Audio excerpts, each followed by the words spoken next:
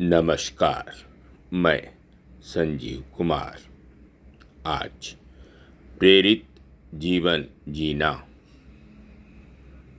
आपकी परम पुकार, इस परम ज्ञान के पुस्तक के रचयिता हैं डॉक्टर वेन डब्ल्यू डायर।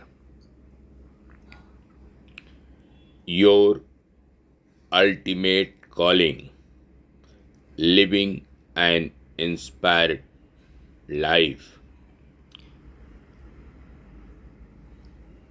इसके अनुवादक हैं दिनेश मालवीय जी। इस पुस्तक के सार संक्षेप को आपके समक्ष प्रस्तुत करने का प्रयास कर रहा हूँ।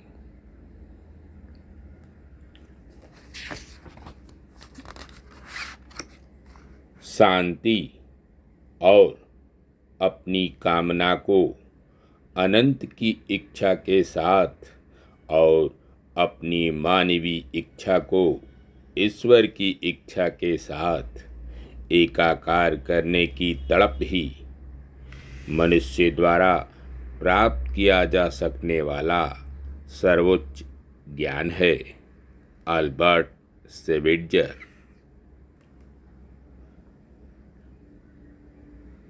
घास के मैदान में हर एक वृक्ष नृत्य करता लगता है, जो सामान्य लोगों की आँखों को स्थिर और जड़ दिखाई देते हैं। रूमी। मुझे अपनी उसी अप्रतिम सुंदरता में लीन हो जाने दो, जो प्रारंभ से भी पहले थी। Jesus of Nazareth. लेखक आत्मा की गहराई से कहते हैं, आपको इस तरह जीना है कि आप और अधिक ईश्वर की तरह बन जाएं। आप जैसे जैसे इस पुस्तक में डूबेंगे, आप मर्म को समझ लेंगे। आपके भीतर स्पिरिट की ओर लौटने की गहरी पुकार है। यह आपके जीवन में वर्तमान में भी सक्रिय है, अन्यथा आप इस वक्त इस शब्दों को नहीं सुन रहे होते। जन्म के समय उसे अर्थात मनुष्य को प्रकृति ने एक भौतिक शरीर दिया।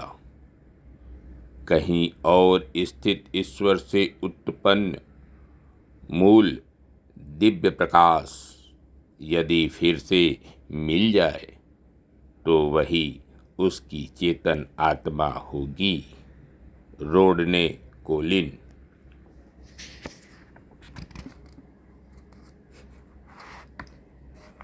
लेखक के प्रिय सलाहकार और कथाकार एंथनी डेमेलो एक कैथोलिक पादरी थे। वे भारत में रहे और उन्होंने बहुत जटिल दार्शनिक प्रश्नों को कथा कहने की कला के माध्यम से समझने योग्य और सरल बनाया। उनकी the heart of the enlightened पुस्तक एक कहानी। इसमें मेलो ने आत्मभाव में जीने की अवधारणा को बहुत सुंदर तरीके से समझाया है। कहानी इस प्रकार है।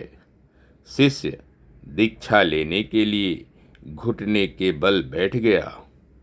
गुरु ने उसके कान में मंत्र बोला और चेतावनी दी कि वह यह मंत्र किसी को भी नहीं बताए।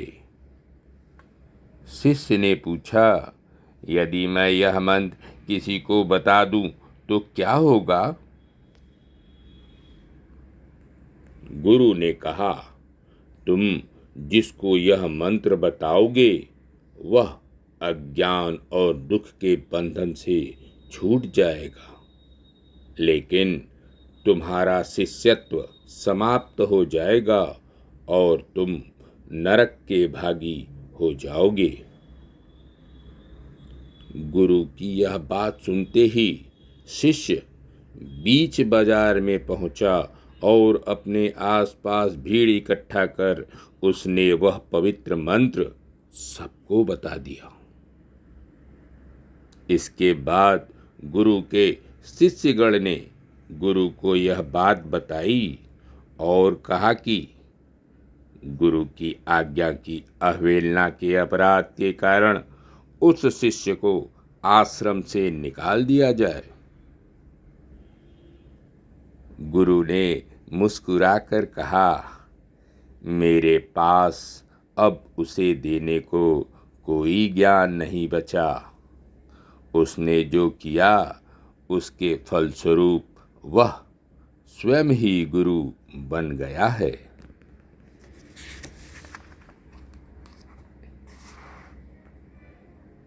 जब आप आत्मभाव में होते हैं, सुप्त शक्तियां, क्षमताएं और प्रतिभाएं जागृत हो जाती हैं और आप अपने आप को इतना महान व्यक्ति पाते हैं जिसका आपने सपना तक नहीं देखा होगा।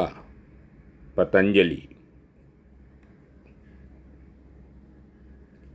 प्रेरणा का अर्थ आत्मभाव में रहना है। प्रेरित अवस्था में हमारा मन हर सांस की प्रशंसा में गीत गाता है। हम सहनशील, आनंदपूर्ण और प्रेमपूर्ण हो जाते हैं। सभी शरीर आत्मा से उत्पन्न होते हैं और उसी में लौट जाते हैं। जो दृश्य है वह अदृश्य से निकलता है, उससे नियंत्रित होता है और उसी में लौट जाता है। Law Russell.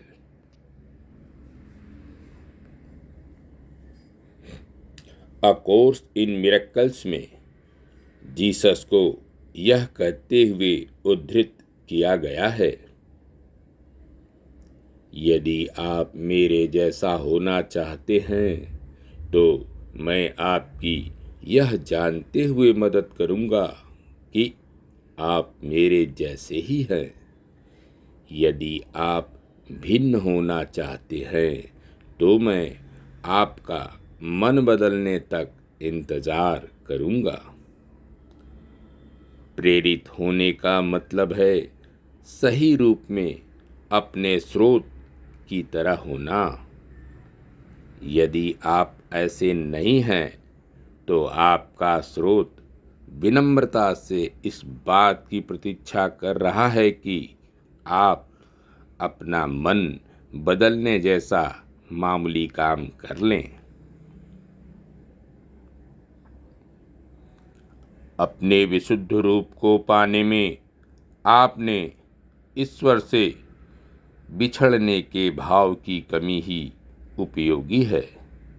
A course in miracles.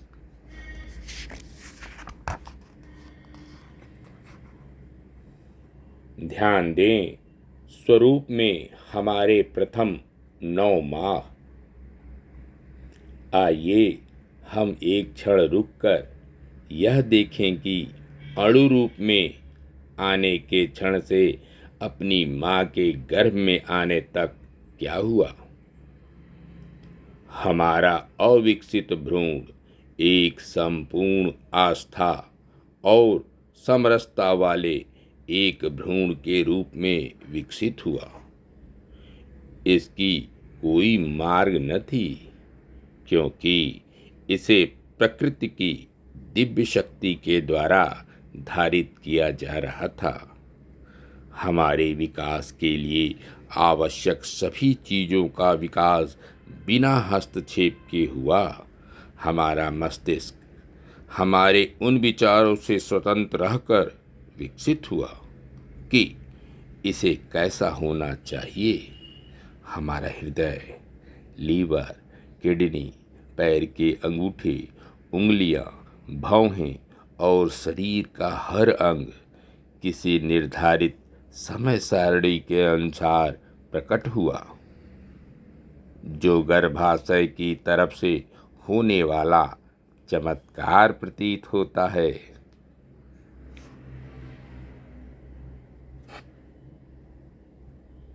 अहंकार कहता है कि हम सभी लोगों से अलग हैं।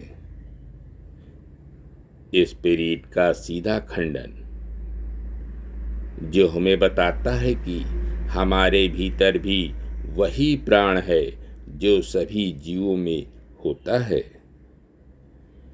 अहंकार हमें प्रतिस्पर्धा के लिए उकसाता है और लगातार यह बताता है कि जब दूसरे लोग हमें हरा देते हैं या उनके पास हमसे ज़्यादा कुछ होता है तो हम असफल हो जाते हैं। ध्यान दें, अहंकार हमारे प्रेरित जीवन जीने से डरता है, क्योंकि तब हमें अहंकार की ज़रूरत नहीं होती। अहंकार कहता है आप शरीर हैं। पवित्र आत्मा कहती है आप तो व्यक्ति भी नहीं हैं, आप सिर्फ मेरे जैसे हैं, जो आपके अस्तित्व का स्रोत है।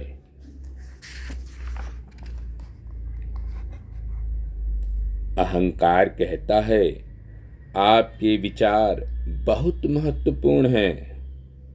पवित्र आत्मा का आग्रह है जो विचार आप ईश्वर के साथ सोचते हैं वही सत्य है।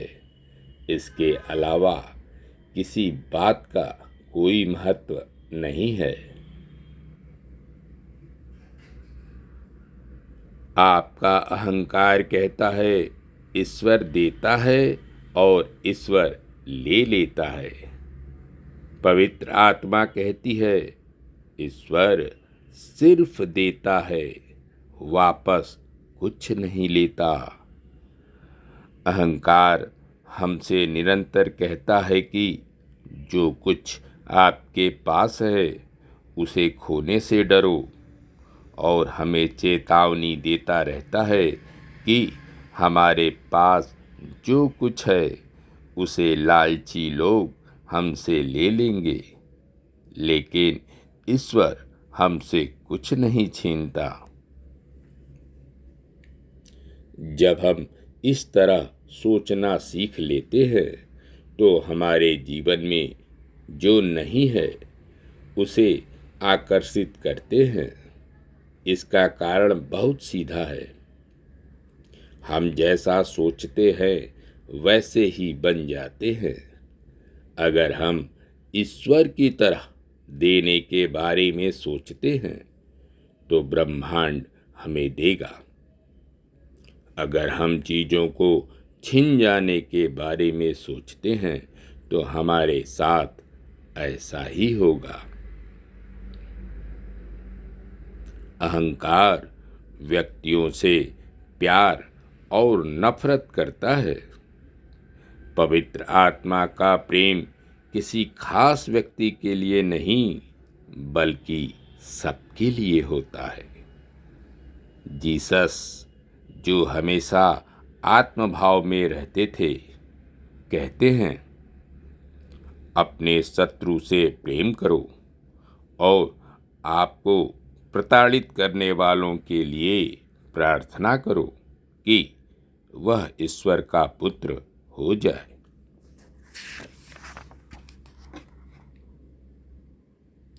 अहंकार इस बात की बहुत चालाकी भरे कारण बताता है कि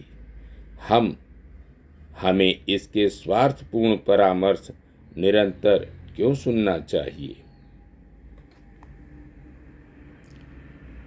अहंकार चाहता है कि हम बीती हुई बातों पर पछतावा करें।